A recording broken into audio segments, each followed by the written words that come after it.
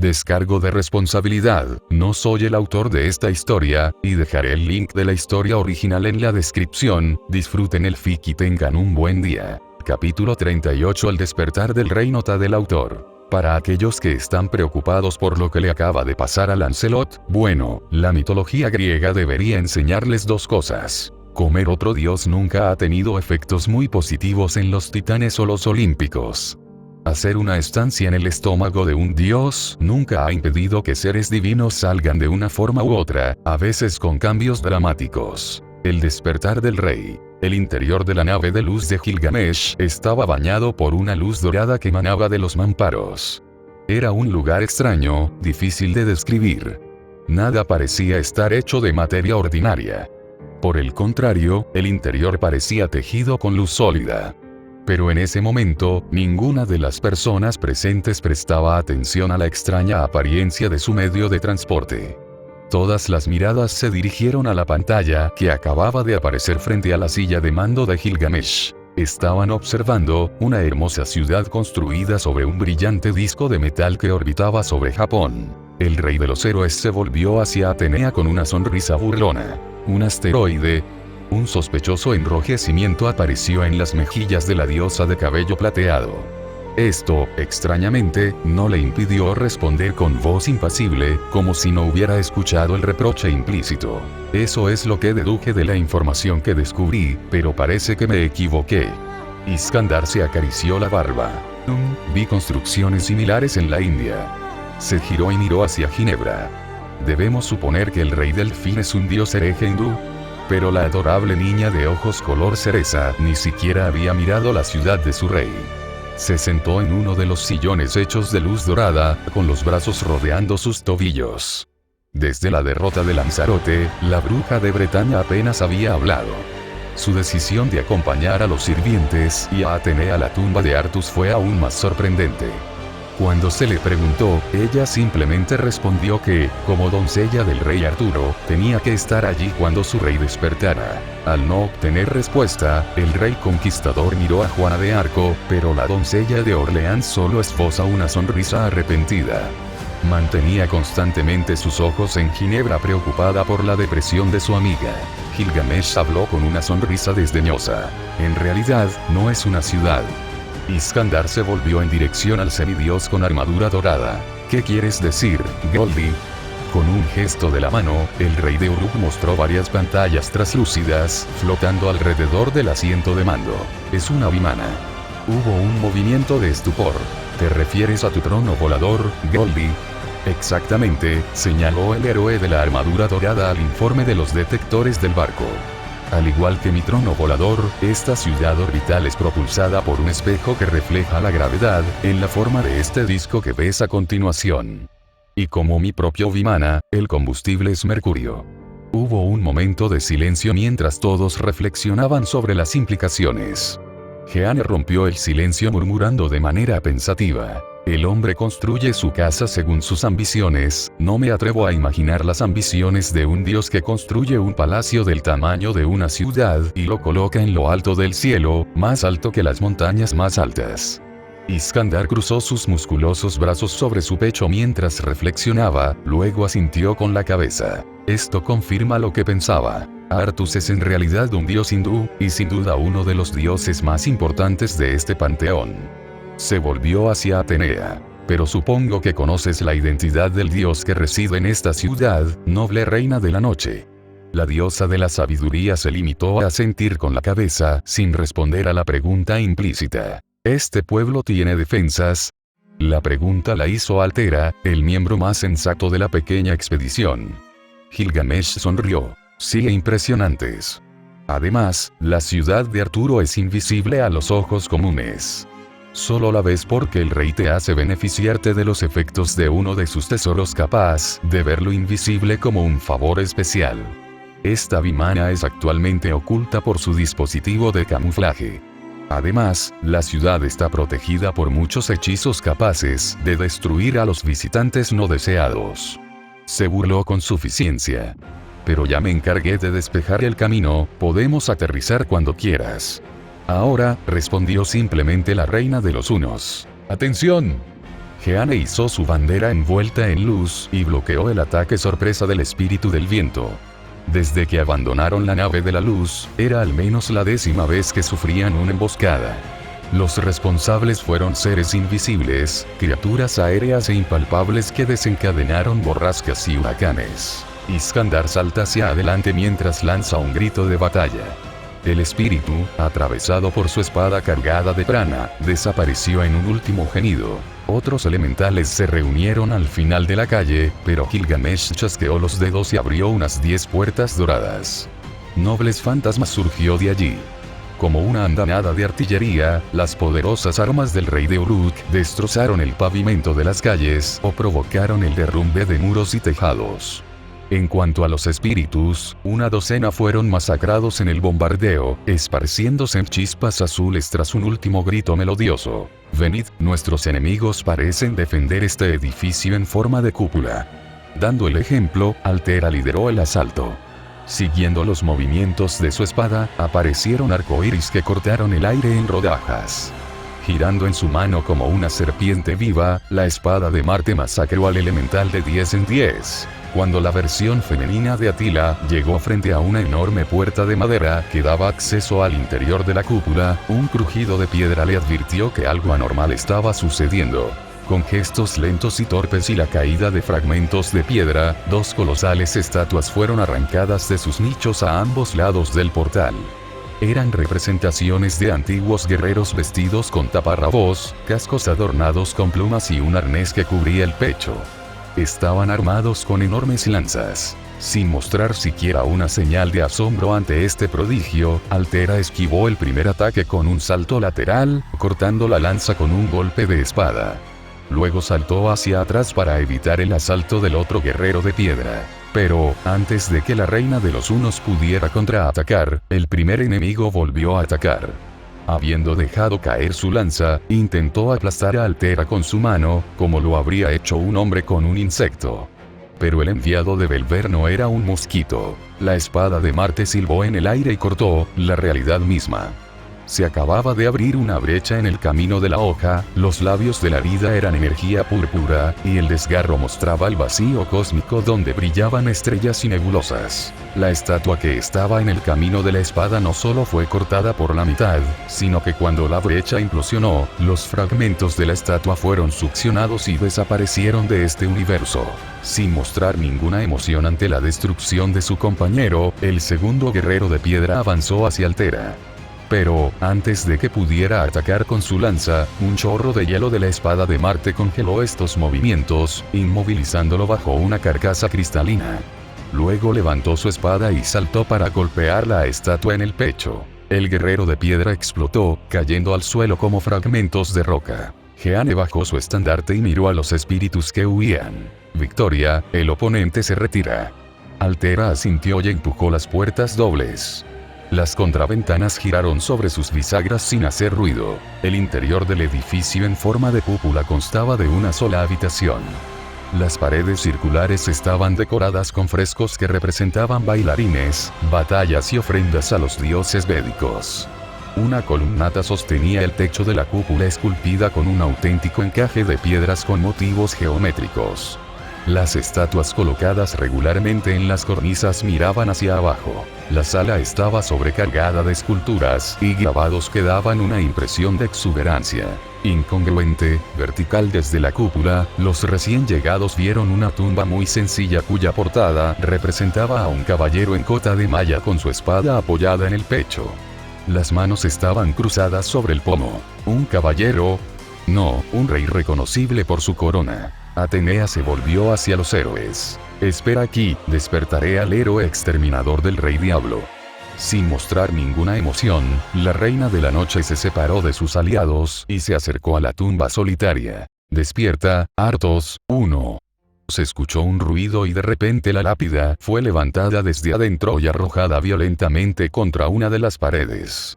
Simultáneamente, una espada magnífica salió del ataúd de piedra y se elevó a unos 10 metros antes de detenerse debajo de la bóveda. Hasta entonces, sumida en la oscuridad, la inmensa cúpula estaba iluminada como de día por la luz platino que emanaba de la espada deslumbrante. En el Campioniverse, solo podría haber una espada que inspire tanto asombro. Era Excalibur, la espada divina de la salvación, la espada del rey Delfín. Una mano agarró el borde de piedra de la tumba. Un hombre no, un dios se levantó y se levantó. A la luz platino de Excalibur, Altera y sus generales presenciaron el resurgimiento del rey que gobierna en el fin del mundo. Parecía un joven apenas salido de la adolescencia. Su largo cabello negro azabache estaba muy rígido. Vestía una túnica oscura sin mangas con una simple bufanda a modo de cinturón, muñequeras largas que cubrían sus antebrazos y tenía pantalones de la misma tela que su túnica. Una capa gris estaba atada debajo de su cuello, cubriendo sus hombros. Aunque hermoso, su rostro era extrañamente poco impresionante. Era un joven hindú de piel pálida típica de los kshatriyas, la casta guerrera de la India, y ojos negros llenos de melancolía. Se volvió hacia Atenea, sin mirar a los demás. Ya que me despertaste cuando mi intención era quedarme dormido, tendría derecho a ceder a la ira. Sin embargo, estoy ansioso por escuchar tus justificaciones, diosa cuyo nombre no sé. Cuando el rey Arturo abandonó la tumba en la que había dormido durante 14 siglos y caminó unos pasos, la reina de la noche se inclinó cortésmente. Soy Atenea, rey Artos. Ya que me preguntas sobre mis intenciones, te responderé, Artos. Tienes la tarea sagrada de eliminar a los reyes diablo. Ahora, uno de ellos es mi presa. No quiero que lo hagas. Roba mi presa, así que voy a detenerte. Hubo un momento de silencio entonces, los hombros de Artos comenzaron a temblar rítmicamente cuando se escuchó un sonido. El rey que se manifiesta en el fin del mundo se rió. Una diosa malvada, por razones egoístas, quiere impedir la marcha misma del destino. Oh. Después de siglos, no, milenios, de la interminable repetición de mi guerra eterna, finalmente, por primera vez, aquí me encuentro ante algo nuevo. Artos se detuvo unos momentos, mirando a Excalibur. Ya que eres una diosa y no uno de esos despreciables campeones, pelearía contigo sin mi espada. Pero debes saber que eso no significa que la pelea será fácil para ti. Fui elegido por los dioses del destino para asumir el exterminio asesino de dioses. Destino porque yo era el acero más fuerte. Atenea asintió con un breve movimiento de barbilla mientras invocaba su guadaña. El acero más fuerte. Este título fue otorgado al más poderoso de todos los dioses del acero. Mi determinación no flaqueará. De nuevo, Artos se rió de todo corazón. Durante miles de años, luché contra los campeones una y otra vez, una odisea sin fin alrededor del mundo. Odiaba el papel que me imponían. ¿Y tú me librarías de él? Te deseo éxito. Ay de ti. No está en mi naturaleza dejarme matar, así que me defendería con todas mis fuerzas. El dios maligno se centró. Durante el reinado del emperador Yao, el mundo fue afligido por terribles calamidades. El intenso calor secó la tierra, destruyó las cosechas. Violentas tormentas devastaron las ciudades y el campo, los océanos se elevaron provocando terribles diluvios, mientras enormes monstruos cabalgaban en el campo. La humanidad creía que había llegado la última hora. Consultando los oráculos, el emperador Yao llamó al divino arquero Ouji para que pudiera usar sus flechas para destruir los 9 falsos soles que giraban en el cielo. Un arco apareció en la mano del dios maligno. No era un arma hindú. Decorada con grabados de dragones dorados y lacada en rojo, era incluso un arma típicamente china. Metiendo la otra mano bajo su capa, desprendió uno de los medallones que colgaban de su cuello. Entre sus dedos, el medallón se convirtió en una flecha que Artos colocó en su arco. Que el cielo alcista te fortalezca, toro. Como toro, viajas con tus 2 vallos alcistas en barbecho. Como toro con carro alcista, el de buenos labios, como toro con voluntad alcista, tú de la masa, prepáranos en botín. Habiendo invocado el dios maligno el poder del dios hindú Indra, la flecha comenzó a chisporrotear con electricidad. Y cuando Artos soltó la cuerda, la flecha se convirtió en un poderoso y deslumbrante rayo azul, que atravesó la cúpula desatando el trueno y esparciendo un olor a ozono. Pero Atenea había invocado su escudo. Levantando la égida, la diosa bloqueó el ataque con una lluvia de chispas. La flecha de Indra se hizo añicos en varios destellos menores que rebotaron alrededor de la reina de la noche. En respuesta, invocó un arco plateado y disparó, en rápida sucesión, varias flechas con una fuerza impensable. Pero Arthos no quedó impresionado. Girando su arco como un látigo, el dios maligno desvió las flechas con unos pocos movimientos bruscos. The Strongest Steel sonríe burlonamente ante los proyectiles que se han hundido profundamente en las paredes, devastando los frescos. Sin embargo, no era una piedra ordinaria. Su Vimana, su ciudad voladora, era una manifestación de su divinidad y ningún arma ordinaria podría haber arañado una autoridad divina. Arthos luego tomó otro de sus medallones, y como el primero se convirtió en una flecha entre sus dedos. Iva tuvo que hacer grandes preparativos para una pelea con los Tripuras. 2. Invocó la mitad de la fuerza de los Devas para sí mismo para hacer a Iva Akti. 3. Más grande que Asura Akti. Hizo de la montaña de Mandara su arco, Visuki, la cuerda. Y Viu su flecha. Instaló a Agni en la punta y a Viu en la parte inferior de la flecha. Luego envió una flecha a las ciudades. Malos augurios comenzaron a aparecer en Tripura. La gente se quedó sin vida en las ciudades. Pronto una flecha de Iva quemaron las ciudades y los Tripuras fueron quemados vivos. Y la flecha empezó a irradiar una llama deslumbrante. Cuando Arthos soltó la cuerda del arco de Ouji, el proyectil se convirtió en un cometa de fuego que se precipitó hacia Atenea. Contenía el poder de Shiva, un poder tan vasto que solo se necesitaba una flecha incrustada con el poder de Shiva para matar a un campeón y transformado en dragón. Dirigida a una ciudad, la flecha de Shiva la habría destruido en un instante. Una vez más, Atenea se escondió detrás de su escudo. La flecha de Shiva golpeó la égida, creando una esfera de plasma tan deslumbrante como el sol. Todo el espectador de la pelea cerró los ojos mientras la explosión se infló en exceso, generando un verdadero huracán. Cuando Altera abrió los ojos, descubrió que la cúpula se había derrumbado y que parte del suelo se había desintegrado. Un hongo nuclear de color naranja seguía escupiendo fuego y cenizas sobre la ciudad orbital todavía sacudida por una explosión equivalente a varios millones de toneladas de TNT. Cuando el humo se disipó, revelando la habitación devastada por una explosión que había arrasado varios de los edificios más cercanos, Arthos se sorprendió al ver que Atena ni siquiera había sido desmontada. Ciertamente, el poder de Aegis era inmenso y no era tan sorprendente que el escudo divino contuviera la explosión. Sin embargo, la flecha de Shiva no solo mataba directamente. Consumía la energía vital de su objetivo, un ataque cruel contra el que normalmente no había protección. Jadeando, Atenea se echó a reír. La violencia de la pelea tuvo un efecto extraño en ella, la diosa de la sabiduría había reconocido la flecha y sus efectos. Gracias a su magia, la reina de la noche logró protegerse. Sin embargo, el shock fue muy violento.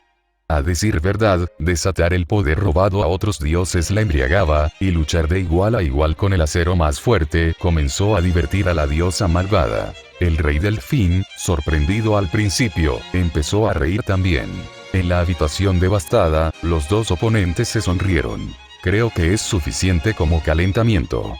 Protegidos detrás de los numerosos escudos divinos que Gilgamesh había sacado de la puerta de Babilonia, los enviados de Belver no habían resultado heridos a pesar de la violencia del enfrentamiento. Pero Iskandar se rió cuando escuchó a Arthos hablar de ponerse manos a la obra. Espero que esté bromeando. Cada uno de los ataques del Rey Delfín es el equivalente a un noble fantasma antipaís o antifortaleza de rango A. Altera estuvo de acuerdo con eso. Y ni siquiera está usando Excalibur. De hecho, la espada continuó flotando sobre la habitación devastada, en absoluto afectada por el estallido de violencia. Jean e Iskandar lo regañaron, entendiendo que el Rey Delfín tenía en reserva un poder absolutamente aterrador. Incluso Gilgamesh estaba pensativo. Arthos luchó un poco como él. El rey de los héroes extrajo de un arsenal de armas los prototipos de las armas de los más grandes héroes de su mundo, mientras que el rey Delfín utilizó flechas investidas del poder de diferentes dioses. Aún más extraño, Gilgamesh fue el arquetipo del primer rey, mientras que Arthos fue el arquetipo del último rey. El borde del cielo tenía algunos fantasmas nobles capaces de igualar el poder de destrucción de las flechas utilizadas por Arthos, pero ¿podría la espada de la salvación divina igualar a Ea o incluso superarla? De repente Atenea dejó de reír y se transformó. Sus piernas se fusionaron para convertirse en la cola de una serpiente, manteniendo el busto, los brazos y la cabeza de su habitual apariencia infantil. 4. Pero esta transformación probablemente no se consideró suficiente, porque la diosa de la sabiduría se incendió. No exactamente eso, Atenea se convirtió en una criatura hecha enteramente de llamas azules. Arrastrándose a una velocidad prodigiosa sobre su cola de serpiente, dejando un rastro quemado en el pavimento, la reina de la noche corrió hacia adelante. Su guadaña, también transformada en arma de fuego azul, golpeó el chakram 5, que acababa de invocar el héroe exterminador Rey Diablo. Arthos bloqueó el ataque con un gesto indiferente, sonriendo con desprecio, seguro de su superioridad sobre cualquier oponente. Después de todo, él era el acero más fuerte. Pero su sonrisa se desvaneció cuando Atenea abrió la boca para escupir un chorro de llamas azules. Horrorizados, la reina de los hunos y sus generales vieron el efecto del aliento de fuego de Atenea. Eran llamas petrificantes, capaces de transformar incluso la carne invulnerable de Strongest Steel en piedra ordinaria. La petrificación ya había llegado a las caderas de Arthos y continuaba subiendo hacia la cabeza del dios maligno. 10 orbes de luces blancas aparecieron repentinamente alrededor del rey delfín. Esta fue la manifestación de la protección de los espíritus. Altera sintió que los espíritus estaban tratando de absorber el calor de las llamas para proteger al héroe exterminador del Rey Diablo, pero que era una tarea difícil incluso para ellos. Mientras tanto, a pesar de las poderosas llamas que lo convirtieron en piedra, a pesar del dolor, el Rey Delfín tenía una sonrisa irónica. No fue una señal de rendición. Ni siquiera era una señal de que reconociera la fuerza de su oponente. No, le estaba sonriendo a un amigo cuya presencia sentía cerca. Una sombra parpadeante apareció de repente junto a la espada divina, que flotaba en el aire a decenas de metros de altura, y luego la sombra se contrajo, se densificó y cambió gradualmente. Una voz débil, apenas más fuerte que un susurro, se hizo audible.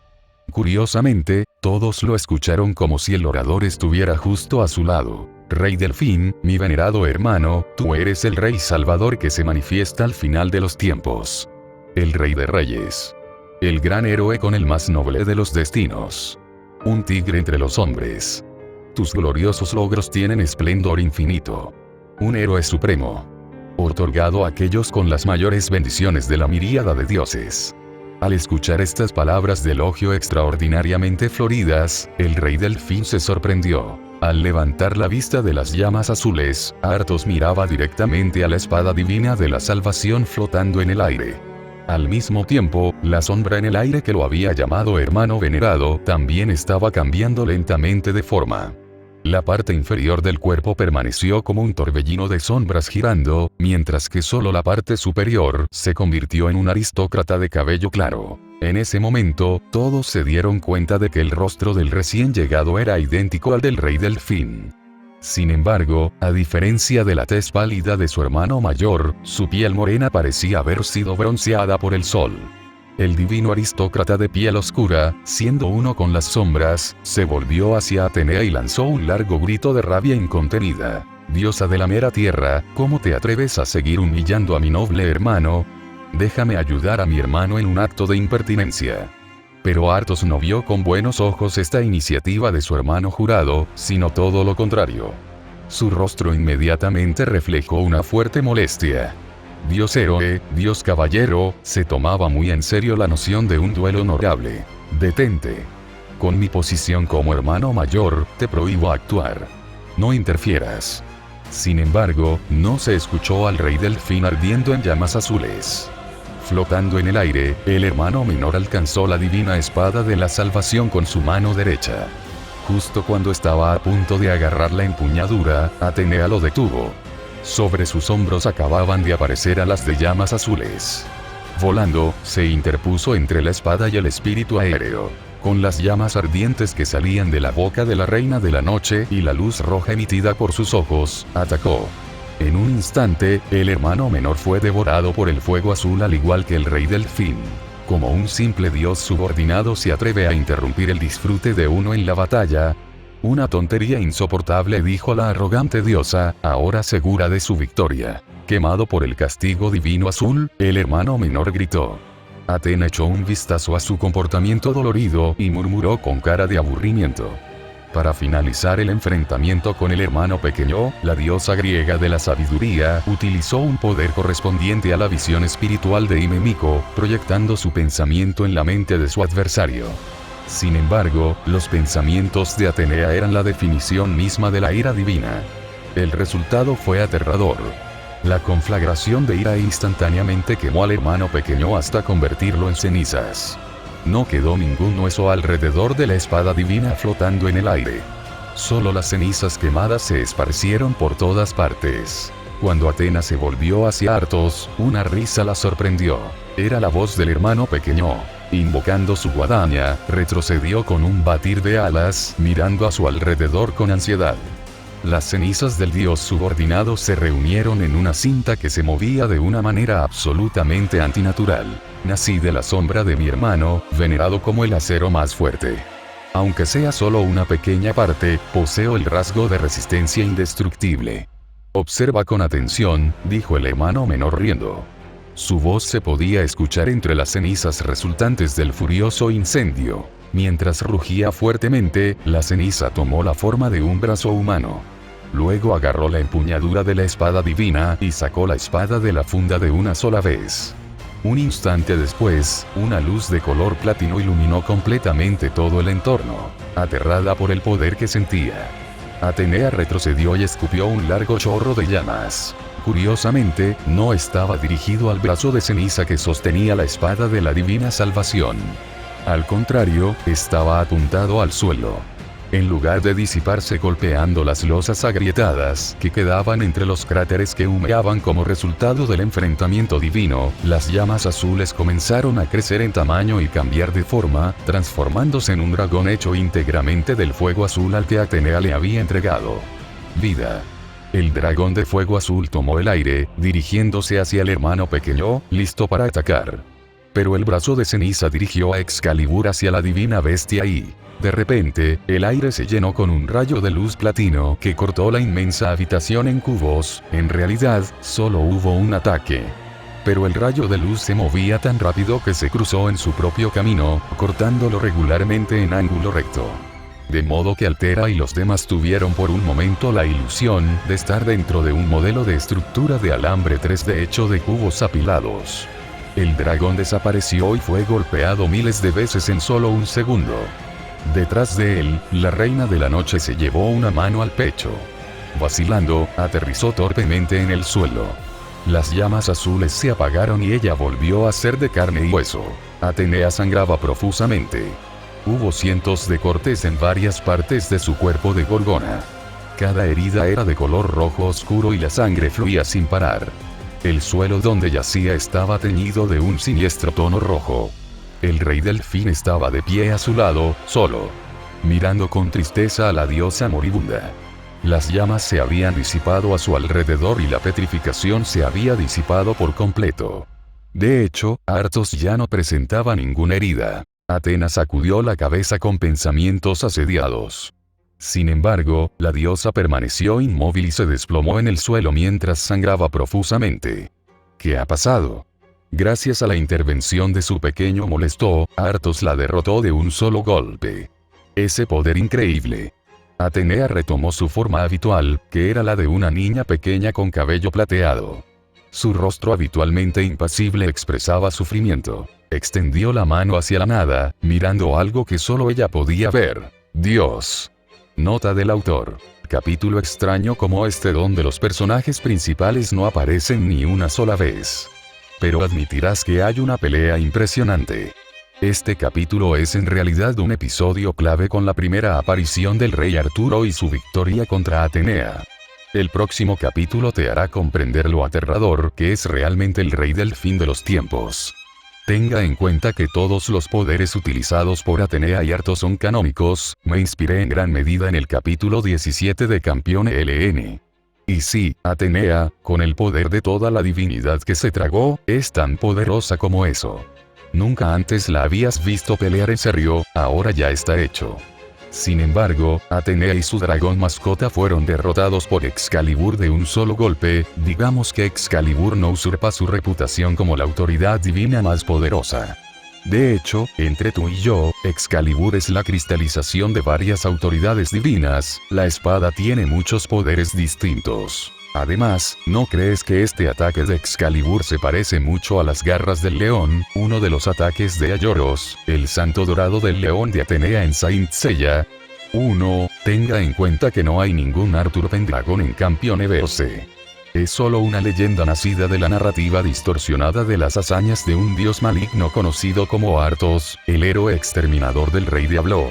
2. Arco de Shiva. 3. Jabalina de Shiva. 4. Según algunas teorías que encontré en internet mientras hacía mi investigación preparatoria para este fanfiction, sería la forma real de Atena. Se la conoce como la forma gorgona de Atenea. 5. Arma en forma de anillo originaria de la India.